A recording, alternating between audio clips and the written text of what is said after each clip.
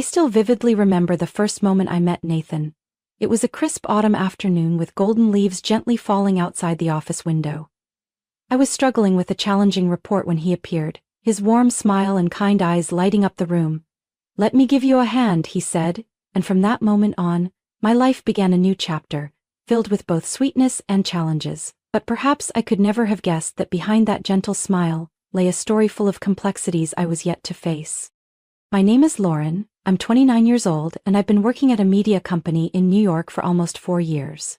My job was stable, my colleagues were friendly, and I loved the feeling of being immersed in creative projects.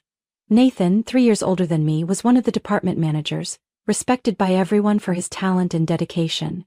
He was the one who guided me through those early days at work, when I was still shy and lacking confidence. Our relationship began with working together on projects, late-night meetings, at the times he would casually bring me a warm cup of coffee. At first, I thought he was just being kind and polite. But gradually I began to notice his thoughtful gestures, the meaningful glances he gave me. And then, without realizing when, my heart started to beat differently around him. Our first date happened on a weekend when Nathan suggested visiting the aquarium. I hadn't expected him to choose such a charming place. We wandered through the vibrant tanks, watching the fish swim gracefully like dreams. Standing by the dolphin exhibit, Nathan bought me a small dolphin figurine, saying, "It will bring you good luck." Since then, that figurine became a cherished keepsake, a reminder of that beautiful day. We spent 3 years together, weathering many ups and downs in both work and life. Nathan always made me feel safe and genuinely loved. He was clear about his future plans, often talking about a small house in the suburbs where we would plant flowers and raise a little dog. Every time he mentioned it, his eyes would glow with warmth and hope, making me fall even deeper in love with him. On our 3rd anniversary, Nathan took me back to that very same aquarium. He led me to the dolphin tank, the exact spot where we had stood together for the first time. I hadn't yet grasped what was happening when he suddenly knelt down, holding a sparkling ring, and asked, "Will you marry me?" My heart burst with joy as I nodded through my tears. The people around us clapped and cheered, and everything seemed more perfect than ever before. But that joy quickly dimmed when I visited his family for the first time. Nathan's father was warm and welcoming, greeting me with a kind smile and cheerful stories. His mother, however, was the complete opposite. From the very first glance, I felt a coldness emanating from her. She didn't hesitate to criticize my appearance, implying that I wasn't refined enough to fit into their family. Her words were soft but loaded with hidden meanings, making me feel like an outsider in their lavish home. Despite trying to stay calm, I couldn't deny that Nathan's mother's words had hurt me. I started to worry about the future, wondering if I could ever truly fit in with his family. During sleepless nights, I asked myself if love alone would be enough to overcome all these obstacles. But then, I reassured myself that feeling anxious before a wedding was normal. I continued to bury myself in wedding preparations, pretending everything was fine. Nathan always said that as long as he was by my side, everything would become easier. I believed him, trusted in his promises of a bright future. But deep down, I couldn't shake off the growing unease inside me. Still, I chose to remain silent, to keep moving forward, not realizing that ahead lay challenges I had never imagined. I had thought that love and sincerity could help me get through any hardship, but the truth is, there are things that love alone cannot fix. And so my journey began to unfold. Not only the path toward marriage, but also the path to discovering the truth, to finding myself in this relationship full of surprises and turmoil. After accepting Nathan's proposal, I became immersed in wedding plans. I envisioned a cozy ceremony where friends and family from both sides would gather to share joy and love. However, things did not go as I had imagined. From the very first conversations about the wedding, Nathan's mother, Margaret, began to interfere in every decision. She called me daily, sending countless links to luxurious wedding venues, expensive bridal gowns, and even a guest list she had drafted herself. "Lauren, I think we should have the wedding at the Grand Lexington Hotel. It's the perfect place for a grand celebration. We need to invite at least 200 guests, including Nathan's business partners and my family," she said with a tone that left no room for disagreement. Every time I expressed a desire for a smaller, more intimate ceremony, Margaret showed clear disapproval. "Don't be so naive, Lauren. A wedding is not just about the two of you, it's about the reputation of our family," she emphasized. Instead of supporting me, Nathan remained silent, or changed the subject whenever I tried to discuss these growing tensions. He always told me to compromise with his mother because she only wants the best for us. The tension escalated when Margaret started contacting wedding vendors directly. She placed deposits for a classical music band, hired a decoration team with all extravagant materials, and even chose the catering menu without consulting me.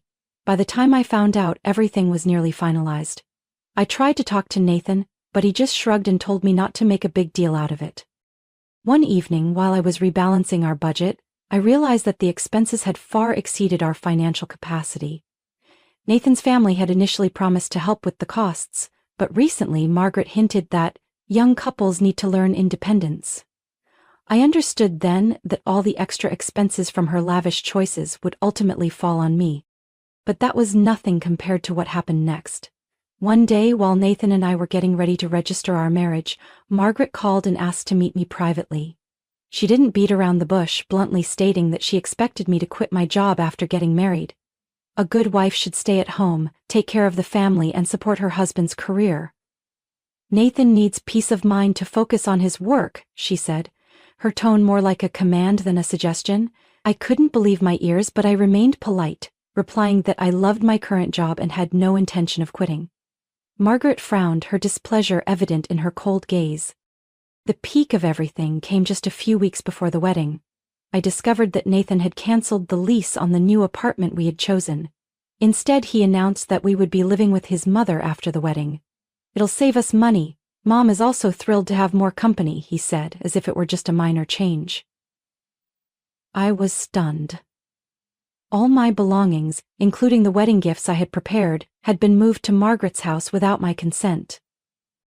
The harsh truth finally surfaced on the day we were supposed to leave for our honeymoon. I woke up early, eagerly double-checking our luggage and passports. But when I asked Nathan about the plane tickets, his answers were vague. Suddenly, Margaret appeared in our room with a large suitcase. "Nathan, are you ready? I don't want to miss our flight," she said, her voice filled with excitement. I froze. "Wait, why are you bringing luggage? This is our honeymoon," I asked, my voice trembling with confusion. Nathan, unfazed, responded, "I never said I was going with you. This is a trip to thank Mom for everything she's done for me. You stay home and get everything cleaned up." It felt like the world crumbled beneath me. I couldn't believe what I had just heard. In an instant, all the beautiful memories, all the sweet promises became meaningless. I stood there, hollow and numb, watching Nathan and Margaret cheerfully roll their suitcases out the door, leaving me in an empty house with a pain too deep for words.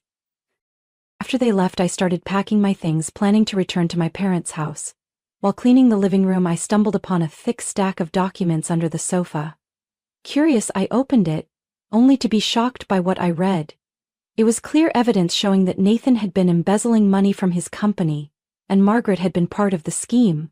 Everything, from shady financial transactions to lists of luxurious items they had bought with company funds, was meticulously documented. I sank to the floor, feeling utterly drained. But then anger surged through me, giving me the strength to get back on my feet. I knew what I had to do. I organized all the documents, took photos, and carefully stored all the evidence. I didn't just want to end this marriage. I wanted to confront Nathan and his mother directly. For the first time in my life, I felt the need to be stronger than ever before.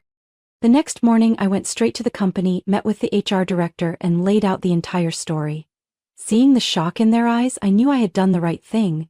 This wasn't just about fighting for myself, but also about protecting the company from those who would take advantage of it. I walked out of the office, stepped onto the bustling street, and felt a wave of relief wash over me. For the first time in weeks, I felt like I had finally found myself again. Although I didn't know what the future held, I promised myself that I would never let anyone take advantage of me or walk all over me again. Above all, I vowed never to lose the respect and love I had for myself. I walked out of the office with a stack of documents in my hands, my mind torn between determination and an overwhelming emptiness. As I watched the rush of people on the bustling streets of New York, I wondered what I had lost along the journey of loving and trusting Nathan. But perhaps the saddest part wasn't his betrayal. It was the fact that I had allowed myself to become so weak that I missed all the red flags along the way. As soon as I got home, I called my Uncle Mike, my mom's older brother. He was the chief financial officer at the company where I worked, but very few people knew we were related. From my first day at the company, I had promised myself I would prove my capabilities on my own, without relying on anyone. Uncle Mike had respected my wishes, so we always maintained a professional distance at work. Hearing my voice, Uncle Mike immediately sensed something was wrong. "Lauren, are you okay? Did something happen?" he asked, his voice filled with concern. I didn't hold back, recounting everything from the manipulated wedding plans to the honeymoon that Nathan and his mother had taken without me. When I mentioned the financial misconduct documents, Uncle Mike fell silent for a long moment. "You did the right thing by calling me. Let me handle the rest." 2 days later, an emergency meeting was called at the company. Nathan had just returned from his trip with his mother, completely unaware of the storm waiting for him. As he walked into the conference room, I could see the unease in his eyes when he saw me sitting next to Uncle Mike and the other executives. "I heard you had quite an interesting trip," Uncle Mike began, his voice calm but his eyes sharp as ice. "But perhaps you didn't realize that while you were enjoying yourself, we uncovered some very interesting information about your financial activities at the company." Nathan looked bewildered. "What do you mean, Uncle? I don't understand." "Don't play innocent, Nathan," I spoke up, unable to hold back. "All the evidence is right here, including the detailed records your mother left behind. You've been embezzling company funds, and you even documented every lavish purchase made for her." With no escape route left, Nathan's expression shifted from shock to panic. "Lauren, I'm sorry. I just wanted to help my mom. She's always under so much financial pressure, and I didn't know what else to do. Please help me. You love me, right?" Nathan's pleas did nothing to soften my resolve. All the love and trust I had once given him had turned into pure disappointment. "Love is not about being used, Nathan. You chose the wrong path, and now you have to face the consequences on your own." When the meeting ended, Nathan was immediately suspended. The company initiated legal proceedings to recover the lost funds. Margaret, Nathan's mother, kept calling me, switching between pleading and threatening. "Lauren, you can't do this to our family. Withdraw the accusations and come back home. We'll work this out together." But I knew exactly what work this out meant. It would be empty promises and subtle manipulation to push me into a corner. I decided to block her number and moved back in with my parents. They welcomed me with open arms and heartfelt support. My mom cried a lot when she heard my story, while my dad quietly patted my shoulder, but I could feel the deep love in every hug. The divorce proceedings began shortly after. With the help of Uncle Mai and an experienced lawyer, everything went more smoothly than I expected. Nathan tried to delay things, claiming I was the one who caused all the problems, and that he had only been caught up in the situation, but all the evidence pointed to him as the mastermind, with his mother as his accomplice. The company decided to take the case to court, to reclaim the lost money. During this time, Nathan's family began to fall apart. Margaret, who had always been a strong, controlling woman, became isolated and withdrawn. She no longer appeared at family gatherings or social events. Neighbors started to gossip, and I heard she had fallen into a state of depression. Nathan's father, David, was the only person in his family for whom I still had some sympathy. He had always been polite and kind, but perhaps he was too exhausted from his wife and son's actions. He filed for divorce. "I can't live another day in this web of lies," he told me during one of our conversations. "Lauren, you did the right thing. I only wish I had seen it sooner." After the divorce, I focused on my work and started rebuilding my life. Uncle Mike suggested I transfer to another branch of the company, where no one knew about my story with Nathan. I agreed, seeing it as an opportunity to start fresh and distance myself from painful memories. Nathan, after being fired and left without support, began to spiral into a crisis. He lost the ability to work as no one wanted to hire someone who had embezzled company funds. The luxury items he and his mother had bought with stolen money were confiscated.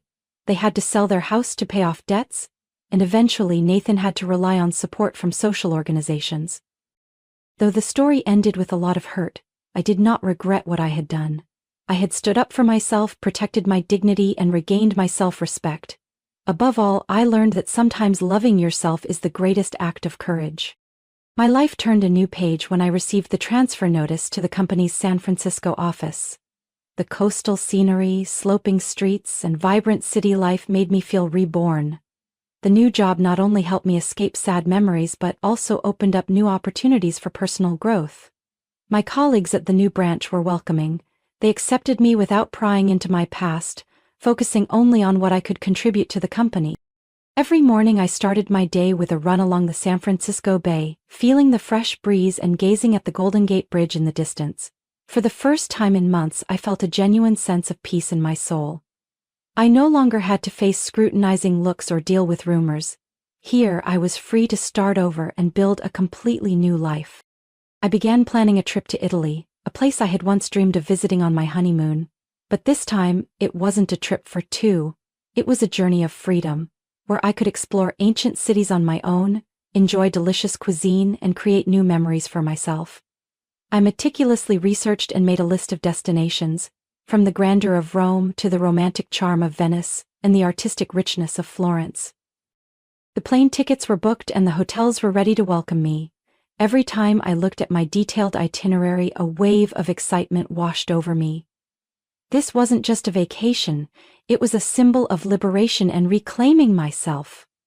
I wanted every step on the cobblestone streets of Italy to be a step closer to the new life I was truly in control of. One late afternoon, as the sunset bathed San Francisco in golden light, I sat by the window of my small apartment, sipping warm tea and smiling. I had once thought my life revolved around Nathan and the expectations of his family. But now, I understood that I had the power to create my own happiness, and the journey to Italy would be the beginning of that new chapter. Though there were still moments when memories of the past tugged at my heart, I knew I had made the right choice. I had risen from the ruins, rebuilt myself, and refused to let the wounds linger any longer. When the plane took off, leaving American soil behind, I would leave all the pain behind as well, carrying with me only what truly mattered: courage, resilience, and faith in a brighter future.